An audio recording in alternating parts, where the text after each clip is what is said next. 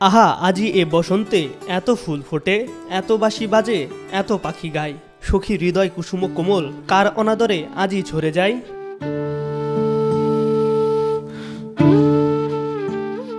আজ পয়লা ফাল্গুন, বাংলা বর্ষপুঞ্জির একাদশতম মাস ও ঋতুরাজ বসন্তের প্রথম দিন। প্রকৃতি আজ খুলে দেবে তার সৌন্দর্যের দুয়ার, সে দুয়ারে বইবে ফাগুনের হাওয়া। বসন্তের আগমনে কোকিল গাইবে গান, ভ্রমর করবে খেলা, গাছে গাছে থাকবে পলাশ আর শিমুলের মেলা। প্রকৃতি সাজবে নতুন রূপে, জেগে উঠবে কৃষ্ণচূড়া, রাধাচূড়া, পলাশ, নাগলিঙ্গম।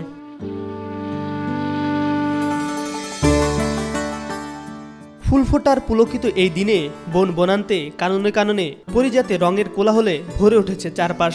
শীতের খোলসে ঢুকে থাকা কৃষ্ণচূড়া, রাধাচূড়া, নাগলিঙ্গম এখন অলৌকিক স্পর্শে জেগে উঠেছে। মৃদুমন্দ বাতাসে ভেসে আসা ফুলের গন্ধে বসন্ত জানিয়ে দিচ্ছে সত্যি সে ঋতুরাজ বসন্ত।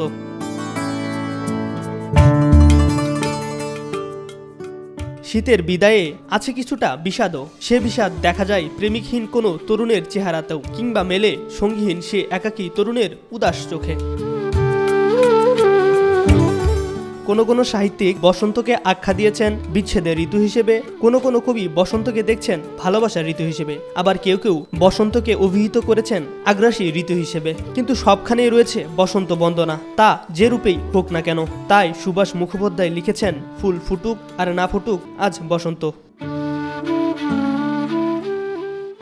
আর আকাশ আজকাল।